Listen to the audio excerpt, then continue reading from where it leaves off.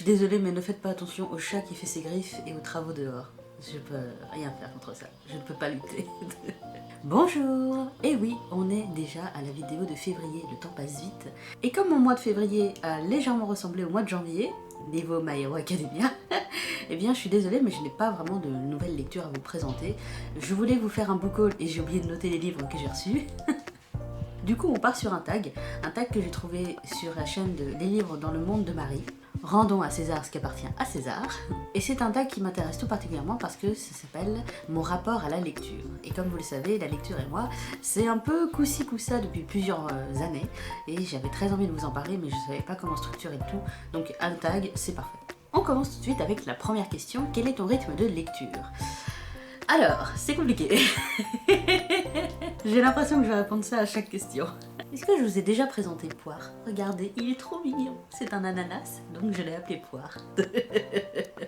Pour tout vous dire, le seul livre que j'ai lu de l'année 2022, et je parle bien de livre roman, c'est Ensemble on aboie en silence. Et encore, j'ai sauté des passages, parce qu'il y a des moments où mes yeux ils faisaient blablabla, et j'arrivais plus à suivre. Donc si je me réfère au livre que je lis en ce moment, qui est Maybe Someday, de Colleen Hoover, j'ai l'impression que c'est un livre par mois, voire un demi-livre par mois. Donc vraiment, il me faut du temps. Question numéro 2, un ou plusieurs livres en même temps. Alors, je pourrais répondre un livre seulement, puisque au final, je n'arrive qu'à lire qu'un seul livre, mais eh bien, les vieilles habitudes sont toujours là, je ne peux pas m'empêcher de commencer plusieurs livres à la fois, puisque j'ai toujours l'espoir que dans le tas, il y en ait un qui sorte du lot comme ça, tel le Graal, et qui me dise « c'est moi, je suis le livre qui te rendra goût à la lecture ». Spoiler, jusqu'ici, ça n'a pas fonctionné. Donc, dans les faits, j'ai effectivement plusieurs livres. J'ai par exemple Maybe Someday de Colleen Hoover, qui est le petit dernier.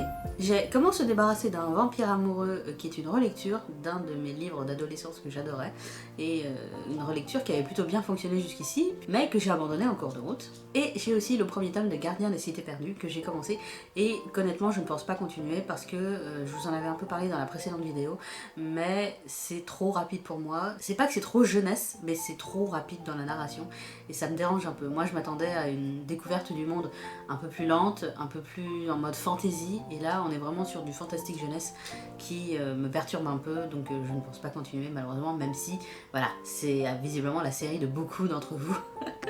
Et il y a deux autres livres que j'ai envie de finir pour le premier et de commencer pour le deuxième.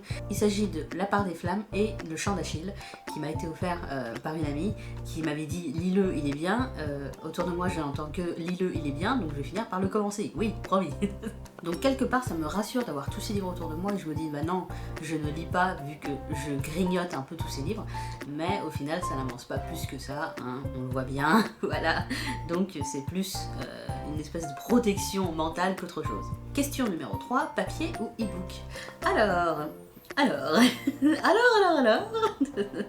Il y a quelques années, j'aurais dit papier, parce que je suis une grosse obsessionnelle et que j'adore le toucher du papier, j'adore avoir mes livres en physique pour pouvoir les mettre dans ma bibliothèque, même s'il y en a déjà trop et que je n'ai plus de place. Mais avec mon boulot, j'ai appris à lire en format PDF, donc maintenant, je pense que je pourrais lire en e-book, même si je n'ai pas de liseuse.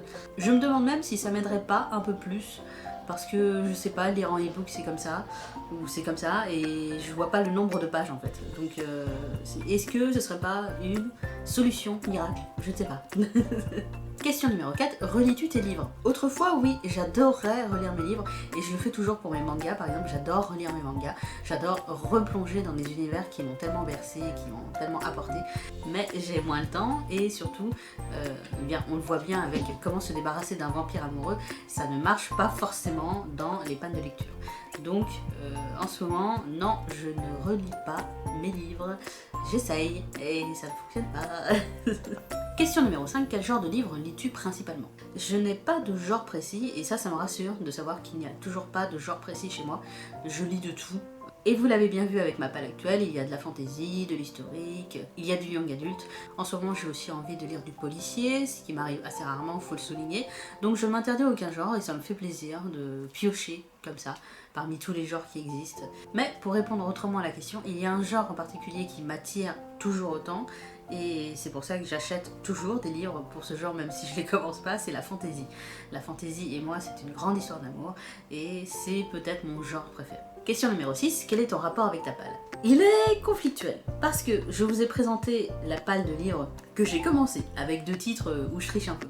Mais il y a une palle de ce côté de livres aussi commencés, ou sur le point d'être commencé, que je n'ouvre pas depuis des mois. Et dans mes toilettes, il y a ma palle véritable, avec plein de livres qui n'attendent que moi et qui attendront encore un long moment, j'en ai bien peur. J'achète toujours des livres, alors beaucoup moins qu'avant, parce que je regarde encore des vidéos booktube, parce que je lis des commentaires et qu'il y a de nombreux livres qui m'attirent et je me dis ah ça a l'air trop bien, peut-être que c'est le livre miracle, et en même temps j'ai envie de découvrir de nouveaux auteurs, j'ai envie de découvrir de nouveaux univers. C'est une soif qui heureusement n'a pas encore disparu chez moi, donc ça me donne de l'espoir. Tenez, par exemple, il y a un livre qui m'attire en ce moment, c'est Souveraine, chez Casterman, et je sais pas si je vais me l'acheter ou pas. Question numéro 7, alors celle-là, elle m'est destinée, hein. As-tu déjà eu une panne de lecture et que fais-tu pour en sortir? Alors oui, j'ai déjà eu des pannes de lecture, puisque je pense que tous les lecteurs en ont au moins une un jour dans leur vie. C'est le processus habituel, on va dire. Et quand ça n'allait pas, eh bien, il me suffisait de relire les livres que j'aimais pour me remettre dans la lecture, ou justement de trouver un livre qui, waouh, celui-là je peux pas le lâcher. Et vraiment, après ça roulait tout seul. C'est pour ça que je suis un peu dépitée avec mon état actuel, qui, pour ceux qui s'y intéressent, date depuis ma dépression. Ma concentration s'est évaporée, donc j'arrive encore à la garder pour le travail, heureusement, parce que c'est primordial, hein, j'ai des chats à nourrir, mais pour ce qui est de la lecture, pour ce qui est des films, pour ce qui est de la musique aussi, j'ai énormément de mal encore à me concentrer, et très souvent, au bout de 20 minutes, je lâche. Ce qui n'était pas le cas avant. Quand j'étais plus jeune, je pouvais lire en marchant, je lisais aux toilettes, je lisais dans la voiture. Maintenant, j'ai mal au cœur dans la voiture, je suis une vieille personne. Du coup, je fais du tri dans les livres que j'ai lus et je les revends, puisque je pense que ça sert à rien qu'ils prennent la poussière chez moi, autant qu'ils aillent dans une autre maison et qu'ils soient lus et aimés par quelqu'un d'autre. Mais je fais également régulièrement du tri dans ma palle, puisqu'il y a des livres que j'ai achetés sur le coup, je me disais celui-là je vais le lire c'est sûr, et au bout de plusieurs mois je l'ai toujours pas ouvert, donc ça sert à rien. Donc bye bye le livre. Donc mine de rien, petit à petit, ma palle se réduit et je ne reste qu'avec des titres que je suis sûre de commencer un jour. Je pense notamment au Contour de la mélancolie, qui est un roman qui m'attire depuis très longtemps. Je suis l'auteur sur YouTube, ça c'est le chat, et j'ai très envie de lire ce livre et je sais qu'un jour je l'ouvrirai. Donc c'est pas la peine de le revendre, hein. On n'y touche pas celui-là, il est précieux.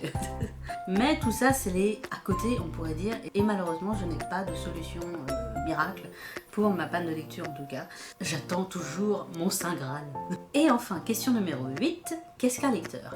Alors un lecteur, avant je vous dirais, c'est un lecteur qui lit, hein, qui s'intéresse aux classiques, qui lit beaucoup de livres, qui pourquoi pas fait des avis sur internet, hein. Mais maintenant que je suis dans ce désert littéraire depuis plusieurs années, j'ai revu un peu à la baisse mes critères qui vraiment ne visaient personne. Et comme j'ai travaillé en bibliothèque, comme je travaille maintenant dans le milieu du manga, etc., un lecteur c'est tout simplement quelqu'un qui lit, alors pas forcément des romans, si tu lis des BD, des mangas ou des petits comics sur ton téléphone, c'est déjà bien, ça prouve que tu lis. Il faut arrêter de se mettre la pression sur tous les grands classiques, etc. Alors moi je parle de grands classiques parce que j'adore ça, c'est ce qui a bercé mon adolescence, mais il y a des gens qui n'aiment pas ça et je peux le comprendre parce que Balzac, Zola, il y a des moments où ils sont chiants. C'était le téléphone. Et étant moi-même une petite lectrice maintenant, je crois qu'il faut arrêter de se mettre la pression, et je parle de moi, hein, je me vise en disant ça, pour oh là là, il faut que je lise tant de livres par mois, tant de livres par année. Je les vois, les vidéos de filles qui arrivent à lire et qui disent j'ai lu 22 livres en un mois. Mais comment tu fais? J'aime bien les lecteurs par exemple comme Link the Sun qui se disent ok, je me mets 1 heure par jour et je lis un livre tranquillement et je me prends pas la tête. Et c'est peut-être ce que je devrais faire maintenant, me glisser 20 minutes par jour de lecture obligatoire, entre gros guillemets, pour avoir un petit rythme en fait. Parce que même là, j'arrive pas à avoir un rythme. Colleen Hoover, j'ai dévoré les 100 premières pages en une après-midi et ça fait 3 jours que j'y ai pas touché par exemple. Alors que voilà, j'aurais pu ne pas jouer à Animal Crossing et lire à la place.